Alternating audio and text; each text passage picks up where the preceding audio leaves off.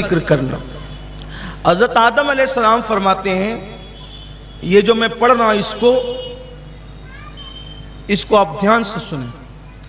حضرت آدم علیہ السلام فرماتے ہیں کہ فرشتے جو تھے وہ میری پیٹھ کی طرف تکتے تھے۔ میں نے اللہ سے پوچھا، اللہ یہ میری پیٹھ تکتے ہیں یہ کیا ہے؟ ارشاد ہوا، آدم تمہاری پشت میں نور محمدی ہے صلی اللہ علیہ وسلم۔ تو عرض کے مولا اس کو میری پیشانی میں کر دے، وہ پیشانی میں ہو گیا۔ تو فرشتے پیشانی تکتے تھے، عرض کی مولا یہ تکتے میں نہیں تکتا، تو کبھی یہ نور جو ہے وہ میری انگوٹھوں میں کر دے تاکہ میں بھی تو دیکھوں نا۔ تو اللہ پاک نے اس نور کی تجلی حضرت آدم علیہ السلام کے انگوٹھوں میں فرمائی۔ تو آپ نے جب نور محمدی دیکھا انگوٹھوں میں تو فرط محبت سے اس کو چوم لیا۔ یہ ہمارے بزرگوں نے لکھا اپنی اپنی کتابوں میں، مفہوم وہی ہے، الفاظ الگ ہو سکتے ہیں۔ اسی سے ہم لوگ انگوٹھا چومنے کا ثبوت بھی پیش کرتے ہیں، نام محمد آنے پر انگوٹھا چومنے کا ثبوت بھی اس پہ پیش کر سکتے ہیں، کرتے بھی ہیں کہ یہ انگوٹھا چومنا فرض و واجب نہیں ہے، یہ محبت کی نشانی ہے، ٹھیک ہے۔ اب آپ کہیں گے کہ پھر یہاں پر ایک بات آتی ہے، اعتراض اگر بندہ سیکھنے کے لیے کرے تو اچھی بات ہے تاکہ اس کا علم بڑھے، لیکن اگر کوئی عداوت میں دشمنی میں کرے تو نقصان ہے۔ تو اب آپ کہیں گے کہ بھئی وہ حضرت آدم نے تو چوما تو ان کو تو نور نظر آ گیا ہے نا، اور تم کو کون سا نور نظر آتا ہے؟ یہ بات تو پھر یہاں پر کوئی عاشق یہ کہے گا کہ آپ جب حج پہ جاتے ہو تو شیطان کو کنکری کیوں مارتے ہو؟ تو کہا کہ وہ تو حضرت آدم کی سنت، حضرت ابراہیم کی سنت ہے۔ تو کہا حضرت ابراہیم کی سنت ہے، ہم بھی مانتے ہیں اور ہم مارتے بھی ہیں، ہم مانتے بھی ہیں مارتے بھی ہیں، لیکن کیوں مارتے ہو؟ کہ ابراہیم علیہ السلام نے مارا، تو کیوں مارا؟ ان کو بہکانے آیا تھا اس لیے مارا، ان کو دکھا بہکانے، تو تمہیں بھی بہکانے آتا ہے، تمہیں بھی دکھتا ہے؟ نہیں مجھے نہیں دکھتا، دکھا، کبھی دکھے تو ہمیں بھی بتانا، ہم بھی تو ذرا دیکھیں کہ جس نے اتنے سب کا ستیہ ناش کیا ذرا اس سے ہم بھی دیکھیں، ہم بھی کبھی پائیں نا اسے، تو اچھی ٹھکائی کرے کہ اگر تو نہ ہوتا تو اتنے فرقے کیوں بنتے، اس کی اچھی پٹائی کرتے، تو نہیں بگاڑا، سیاستدانوں کو بھی بگاڑا، ریاستدانوں کو بھی بگاڑا، مولویوں کو بھی بگاڑا، استادوں کو بھی بگاڑا، سب کو تو نے بگاڑا، اسی کی اچھی پٹائی کر ڈالیں، لیکن دکھے گا نہیں، دکھتا نہیں ہے۔ دکھتا کسی کو دکھاؤ تو مجھے بتاؤ نا بھائی، میرے محلے کے لوگ ہو آپ لوگ، وہ وہاں میرا گھر ادھر سامنے دکھتا ہے، میں دور سے نہیں آیا ہوں کہ بھاگ جاؤں گا یہاں سے، بولو بھائی اپنے ہو نا، میں آپ کا ہوں آپ میرے ہیں، دکھا تو بتا دو نا، کسی کو دکھا۔ میں بھی دوسری جگہ تقریروں میں جا کے کہوں گا کہ میرے محلے میں ایسے مہان لوگ رہتے ہیں کہ جو شیطان کو دیکھ لیتے ہیں، دیکھا کیا؟ نہیں دیکھا نا، نہیں، چلے محلے کے نہیں ہے، باہر محلے سے بھی کچھ سننے آئے، نہیں دیکھا۔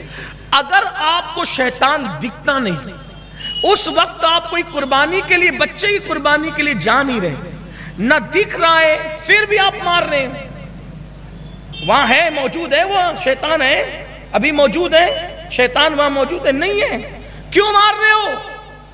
تو کہا دکھے نہ دکھے بس نبی نے مارا، دکھے نہ دکھے تو ہم بھی مارتے ہیں، چونکہ ادائے ابراہیم کو ادا کر لیں، بس یہی بات ہے، دکھے نہ دکھے ہم بھی ادائے آدم کو ادا کر لیں۔ لب پہ آ جاتا ہے جب نام جناب، منہ میں گھل جاتا ہے شہد نایاب، وجد میں ہو کہ ہمیں جاں بیتاب، اپنے لب چوم لیا کرتے ہیں، نشانی ہے محبت کی۔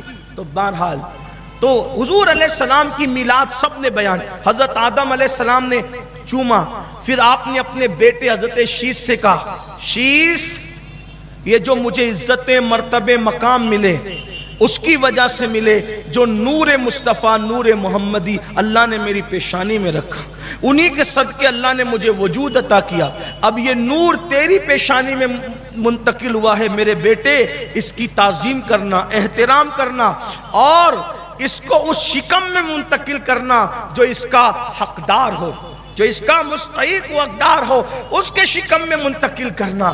حضرت شیش سے کہا جب دنیا سے جانے لگنا تو اپنی آنے والی نسلوں کو بتانا کہ یہ نور محمدی اور یہ نور والا کیا ہے۔ پھر انبیاء کرام بیان کرتے رہے۔ حضرت ابراہیم نے بھی جب کعبہ بنایا تو کعبۃ اللہ شریف بناتے جب کام پورا ہو گیا تو اللہ سے عرض کیا مولا میں نے اتنا بڑا کام کیا تیری رضا کے لیے، آج میں بس اتنا چاہتا ہوں کہ جو آخری نبی کو تو جلوگر کرے گا اس کا تو مجھے دادا بنا دے، میری نسل میں ان کو پیدا کر۔ جیسے ہی نام محمد زبان پہ آیا جس پتھر پہ کھڑے تھے وہ پتھر موم کی طرح نرم ہو گیا اور اپنے آدم علیہ حضرت ابراہیم علیہ السلام کے قدم کو اس نے اپنے سینے پہ لے لیا۔ آج بھی وہ پتھر کعبۃ اللہ کے سامنے رکھا ہے، اس کو مقام ابراہیم کہا جاتا ہے۔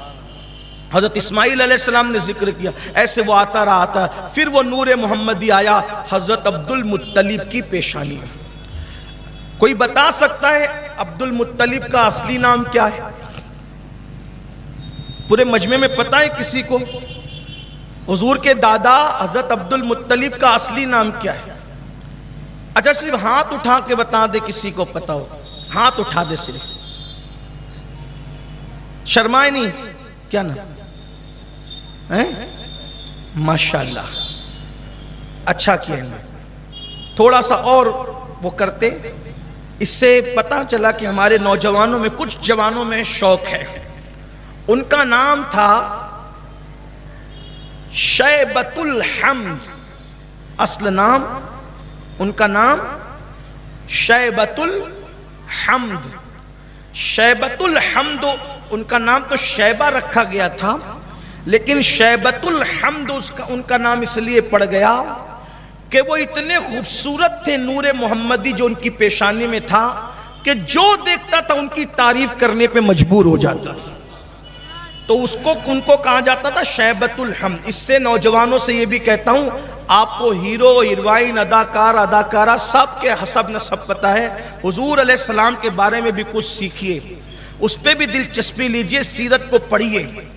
اللہ پاک اس جوان کو جزائے خیر دے، برکت دے۔ لیکن پھر کہتا ہوں شیبۃ الحمد نام تھا، بہت خوبصورت تھے، حسین تھے، جمیل تھے، اور حسن و جمال ہونے کی وجہ سے ان کو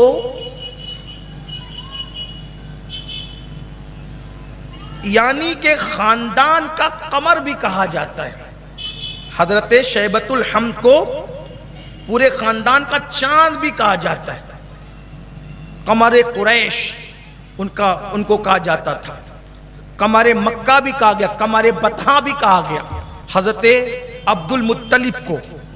اور ان کی شان یہ تھی کہ ان کے دروازے پہ جو آ جاتا اس کو کبھی خالی نہیں لوٹاتا، تو لوگ آپ سے بہت پیار کرتے تھے اور آپ کو اپنا سردار بھی مانتے تھے۔